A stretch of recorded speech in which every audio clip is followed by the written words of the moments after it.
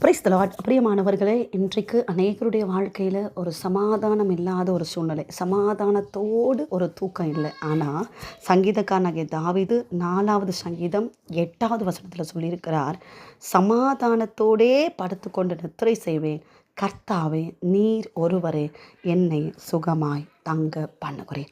சங்கீதக்காரனாகிய தாவீதுடைய வாழ்க்கையில் பயங்கரமான நெருக்கம், பயங்கரமான போராட்டம், மரண பயம், சவுலினால் நெருக்கம், பல விதமான போராட்டங்கள் நடுவில் அவர் சொல்லுகிறார், சமாதானத்தோடு நான் படுத்துக்கொண்டு நித்திரை செய்கிறேன், காரணம் கர்த்தர் என்ன சுகமாய் தங்க பண்ணுகிறார். பிரியமானவர்களே, எங்களை பெயர்பட்ட பிரச்சனையில் இருந்தாலும், போராட்டத்தில் இருந்தாலும், பலவீனத்தில் இருந்தாலும், பல நெருக்கத்தில் இருந்தாலும் உங்களை சுகமாய் தங்க பண்ணுகிற தெய்வம் ஒருவர் இருக்கிறார்.